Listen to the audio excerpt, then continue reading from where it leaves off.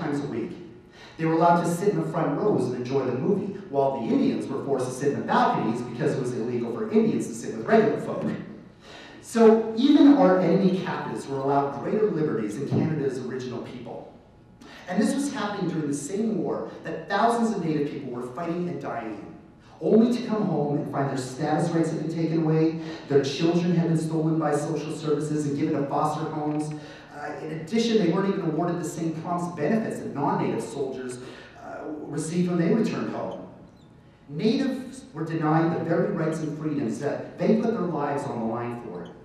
And this wasn't the American Deep South. This was Canada, home of the Underground Railroad, the Promised Land. Former black slaves were afforded liberties that Native people didn't even know they had existed. And this wasn't a long time ago either. As many people would like to suggest, this was my grandfather's generation and my father's generation. The same generation that went to residential school. Now, when my father was still alive, he only told me a few stories about his time in residential school. It was obvious that the scars still ran deep. But one story he told me was when he was just a small boy, he was herded into a truck with a crowd of other Native children, driven far away to be placed in the Kamloops Indian residential school. He told me about how one day he escaped from the school and walked over 50 kilometers to go back home to the reservation. As he walked down the dusty roads of the village, all the adults of the reserve came outside to watch in awe as he walked by. This was the first child any of them had seen in almost over a year. Now, my father was known as what is known as a residential school survivor.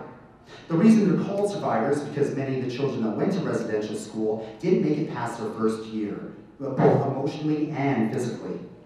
A huge percentage of the children died while in the schools and were buried on site, sometimes with nothing more than a simple marker to prove that they existed. Many of them, while still children, committed suicide or died from exposure or heat exhaustion trying to escape. Some of them were beaten so badly at the hands of nuns and priests that if their deaths occurred in any other place, it would easily be considered homicide. But the majority of these incidents were filed as mere accidents. On a daily basis, the children were humiliated and degraded. They were told that they were nothing but dirty, stupid little Indians. They were told that their parents were ignorant savages, their communities were irrelevant, and their culture, religion, and language were the work of the devil. The children were to renounce everything Indian or burn in hell for all eternity. Now, imagine your own children for a moment. Imagine the extent of psychological damage that this would do to your son or daughter. Imagine how deeply embedded the self-loathing they would have inside them, the shame and disgust for you as parents because of the cultural and religious ideals you taught them. Imagine your children hating you because they were brainwashed into believing that you were useless and irrelevant. Now imagine your children enduring a lifetime of emotional torture, mistrust, and hatred. It's heartbreaking to think of your children this way, isn't it? Now, imagine the people that did this to your children told you it was for their own good and was making them productive members of society. And imagine people telling you that your children's abuse was in the past and they should just get over it. Well, that's what residential school survivors are told all the time. That's what my father was told. And like a vast majority of other residential school survivors, my father dealt with his abuse the same way most of them did, through drugs, alcohol, violence, self-destruction, and eventually jail. Now, my father was lucky. After years of self-destruction, he chose to fight back. He became involved in Indian activism and started practicing his spiritual Native beliefs. Ironically, the belief system that residential school tried to keep out of him was the same belief system that actually saved his life. Now, other residential school survivors were not so lucky. Many of them drowned in alcoholism and drug abuse, ending up on the streets or recycling the sexual abuse and violence that was inflicted on them when they were children. And somewhere during all this turmoil and self-destruction, they gave birth to my generation. And the generation of Native kids that are in your classrooms right now. Native students that learned from their parents that white people are evil, religion is fake, education is designed to destroy our aboriginality. The law is skewed in favor of those with money, the government is not to be trusted, and the Canadian dream is there for the taking for everyone but First Nations people. We don't matter. Nobody wants us. And so, what's the point? And as Native kids look around this country, it's pretty easy for them to agree. We have the highest rate of incarceration per capita, the highest rate of suicide, the highest rate of unemployment, the highest rate of high school dropouts, the highest rate of children in foster care, the highest rates of domestic abuse. We are 3 times more likely than non-natives to commit homicide. I guess if I try to put a positive spin on these statistics, I could say we're number 1. With half the Native population today being under the age of 25, and violent crimes and gangs increasing in our communities, it would seem like this is a pretty scary time to be an Aboriginal youth in this country. And this is the baggage that Native children walk into the classrooms with each and every day. Now, under these circumstances, it's pretty easy to answer my question: why are there so many programs designed to integrate Native students into Canadian society? Well, even though we are the original Canadians, we are also the ones most on the fringes of Canadian society. The outsiders looking in, strangers in our own land, and every other cliche that may sound corny, but it's completely applicable. And that belief is still embedded in the vast majority of Native youth. So, to be inclusive to Native students, schools now provide special programs to educate Native and non-Native children about Aboriginal history. Keyword: history. We learn how we hunted, what we ate, how we lived, where we lived, and we learned about our legends. We learn a lot about what the people of Canada were like at the time of contact. Then, to further our knowledge of Aboriginal issues and contributions, we learn about, we learn about Native politics? No, we learned about European-style parliament. Native contributions to Canadian society. Well, we were taught that we introduced maize, or what your people call corn. But other than that, no. Native heroes? No. Guess we didn't have any. Oh no, don't get me wrong, we do get little snippets here and there about the good Indians, the ones that embraced British rule and fought against the French. We like those natives, so we give them a mention every so often. But for the most part, all I know from my time in school is that there were natives around at the time of contact, then we all disappeared, while the French and British single-handedly fought battles, created governments, and built this great land up from nothing. Wow. Well done, you Canada. But where are the natives when all this is going on? Were we all just sitting on reserves making dream catchers for people to hang in the rearview mirrors the rest of the time? Now, remember when I made the distinction earlier about Canada teaching a version of Aboriginal history that they felt comfortable with? Well, in order for the majority of Canadians to go on with their daily lives, feeling proud of this country's liberalism and world standing as a human rights supporter, a lot of history has to be withheld from the masses. That stuff is just a bummer, and it doesn't look good when we hold summits or Olympics or expos, or any other event that university students love to protest, whether they know what they are protesting or not. So what do? We hold opening ceremonies, where we proudly display our Indians. We let them dress up in their feathers and brightly colored regalia, and we have them sing traditional songs and dance and chat and parade their art. We never tell the world that just one generation ago, these same people would have been arrested for engaging in this behavior, and their artifacts would have been destroyed. But this is the history that Canada presents to the world, and it's a good history. It's a noble history. And anything that came after this history is a history that dare not speak its name. Now, look, please do not misunderstand where I'm coming from. I'm the last person to suggest that all Native people are innocent victims of the dastardly deeds borne by the evil white devil. If you want that message, go watch Avatar.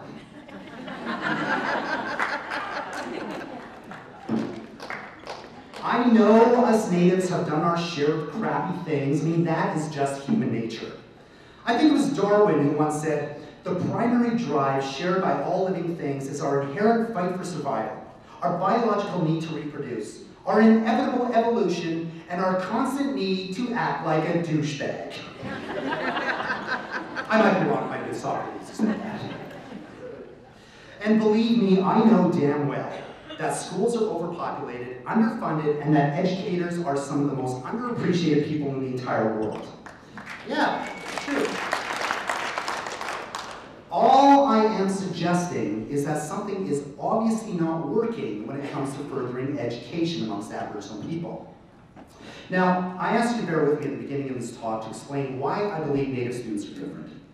I've spoken of an understanding of culture and the importance of identity. In my humble opinion, these two concepts go hand in hand. And as a Native person, you will rarely have one without the other. When you're able to marry the two and incorporate them into your daily life, you gain something that is sorely, sorely lacking in Aboriginal society today: self-esteem. Now, obviously, the majority of this work begins in the home and in the community, but the majority of educators out there also believe that this is work that can happen in the classroom. Most teachers got into this racket because they wanted to change lives for the better. And when it comes to Aboriginal students, there was a real opportunity for schools to inspire that culture and identity. In fact, since the Canadian school system was largely responsible for destroying that Native culture and identity, I even throw that maybe the schools share in the responsibility to help restore it. Now, I know what you're thinking. We already have too much on our plates as it is. How do we teach our already overloaded curriculum and teach Native history?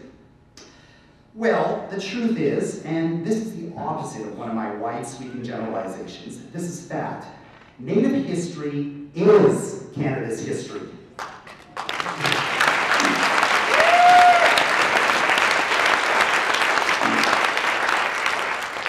All one needs to do is look ever so slightly away from the Eurocentric curriculum that forms the basis of the Canadian identity to recognize the importance of the Aboriginal presence in our history. From the moment of first contact, Native people have been one of the leading forces in shaping this country's politics, economy, government, borders, immigration policies, and justice system. We are one of the main reasons this country is bilingual, and why today we don't stand at hockey games and sing the Star-Spangled Banner. We are one of the primary reasons that the Canadian borders exist where they are. Throughout this country's history, we have been translators, mathematicians, physicians, artists, geographers, statesmen, Native warriors, Canadian soldiers, business people, politicians, architects, ambassadors, winners of the Royal Order of Canada, and the list goes on and on. People around the world have heard of our accomplishments, and we are applauded. We're revered and respected. But there is one place in this world where you rarely hear about the importance and contributions of First Nations people. That place is called Canada. Now, with some exceptions, most Canadians know little or nothing about the great achievements of Native people throughout the centuries. Native and non-Native people have been taught very little, if any, of that in schools. What we are taught is anthropology. How did these primitive people live? What tools did these primitive people use? How did these primitive people hunt? And where did these primitive people live? Primitive. So if a Native student has the misfortune of growing up in a home, suffering from the after effects of generational abuse, self-loathing, and grief, chances are the only thing they'll ever know about their culture and identity is that their ancestors once lived in popsicle stick teepees. Now, in my radio show, Revision Quest, I've had the opportunity to interview a lot of people that would otherwise not have a voice heard on the national stage. Some of my favorite interviews have been with Native children, and their answers to simple questions like, if you could be anything you wanted, what would that be? Now, not surprisingly, there was always an overwhelming response along the lines of, I want to be a traditional Native person. Now, when I asked why, the responses were also pretty common. I could wear furs and live in teepees and hunt and fish. From the mouths of babes, huh? Well, as cute as these responses are, they highlight an interesting phenomenon that is embedded in the psyche of Native people. The idea that the era of yesteryear is when we were the real Indians, when we were pure and untainted. We lived in tribes and worked together for a common good. We lived in harmony with nature and had a connection with the Creator. And it would seem that those perceptions of us as Native people today have somehow disappeared. But that idealization of Native people as stewards of the land and nobility and pride is the last positive image that most Native and non-Native Canadian kids have of our country's first people. Which is why when images of Native people are presented to the Canadian public, it's the Indian in their colorful costumes and stoic gaze. The Natives of today are rarely accepted as the self-sufficient, proud, and noble warrior. Nowadays, Native youth have inherited the commonly held belief that this country has an Indian problem, a throwback to terminology created centuries ago. Today's perception of First Nations is that Canadians are forced to throw away huge chunks of tax money on programs and initiatives that give Native people special treatment.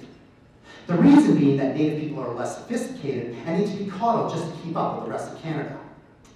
Well, case in point. Let's flash forward years later to when I was a preteen. Now, through a number of significant events too lengthy to go into here, I moved from Vancouver to the Alkali Lake Reserve in the interior of British Columbia, just 50 kilometers away from the town of Williams Lake. Now, the town was surrounded on all sides by reserves, so the junior high I was bussed into every morning had more than its share of quote-unquote Indian problems. On my first day of registration for grade 8, the school counselor immediately signed me up for modified English courses. My mother asked why, and he said that Native students that come from the reserve usually have troubles with English. So my mother was having none of it and insisted that I would be enrolled in regular English. The counselor switched my courses indignantly and with a look of, okay, it's your funeral. It wasn't long into the school year that we had our English equivalency test, and I was immediately moved into advanced English. From modified English to advanced English in 60 seconds flat. Later, I would be told that my English scores at the start of grade 8 were at a university level. Now, I don't tell that story to brag, even though my English acumen is deadly wicked awesome. I tell that story to point out just how common the perception is that Native people are subpar and need to be led by the hand lest they get lost in the high-tech and incomprehensible country that is Canada. Now, if the people that created our school's curriculum reconsider and study the levels of sophistication inherent in the Aboriginal worldview, then perhaps the achievements and philosophies of Native people would not be excluded in favor of canonizing the brilliance of Greek, Egyptian, Roman, and Anglo-Saxon culture. And maybe then, Aboriginal students might feel like they are learning their own history, feeling like they actually contributed to the development of this country, and maybe even have something to contribute to the future of their homeland. Now, I stand today before you, a proud and educated Aboriginal man. Over the years, I've shared my observations and points of view and have enjoyed a fairly modest amount of success as a result. I have won awards for my writing. I'm a published author, an actor, a comedian, a radio host, and I've lectured at numerous universities and educational institutions. But what may surprise you to learn is that I'm also a high school dropout. Like the not-so-hypothetical Native youth that I described in this talk, I also felt that the education I received did not apply to me. Like so many other Native youth, I became angry going to school every day and learning about the enlightened European and how he civilized a savage land, only to return home at the end of the day and witness firsthand the realities of what European civilization did to my people. My life since then has been a long journey with lots of highs and lots of lows. But eventually, I chose to educate myself on the history and achievements of my people that I wasn't taught in school. Now, from that bit of knowledge, I decided to give mainstream education another chance. I decided just to see what their take on my newfound knowledge was. I worked hard, completed my high school equivalency, and was accepted into one of the most well-respected universities in Canada. But a lot of former Native students don't get to that place. Nor should that be the end-all or be-all. This country is overflowing with Native leaders and people of consequence that are doing amazing things to change the state of Aboriginal lives that have never even had a formal education. The point is, I was lucky. My lack of education could have led me down a different path. I could have continued to live without culture, without identity, or without self-esteem. But there are still thousands of Native youth sitting in classrooms right now feeling like they don't belong there and have nothing to contribute. That their people are sponging off society and their education is just another thing that taxpayers have to waste their money on. Maybe if that Native child went to school every day and was told about the great things his people have done following the 15th century, he might actually feel like he belongs there. What if he went to history class and was taught that without the involvement of thousands of Native warriors, the War of 1812 would never have been won? Or in science class, if he was reminded that the vast majority of foods and pharmaceuticals that we use in this country were developed and cultivated by Native people using knowledge and techniques that would rival any modern-day genetic scientist. Or in PE, if you knew that lacrosse, not hockey, was Canada's official game, invented by Iroquois to prove the most important traits a Native man could ever aspire to: courage, honor, and leadership. or how the North American usage of numerous English and French words were adopted into the language because European descriptions were ineffective in capturing the spiritual, emotional, and contextual levels that exist in every native language. What if every native student heard just once, in at least one classroom, Canada is the greatest country in the world, but we couldn't have done it without your people? Now, if I'd heard that when I was going to school, I might not have left. I might have pushed myself to the limit to show what other amazing things I could accomplish to add to my Aboriginal legacy, and once again blow this country's mind. I would love to have been able to return home at the end of the school day and recount to my mother, "Today in class, I learned that I am a Native Canadian, Aboriginal, Native American, First Nations, American Indian, Status Treaty Enfranchised, and Original Peoples. And I learned today that because of who I am, I make a difference. And for that reason, because I am First Nations, Canada needs me." Thank you.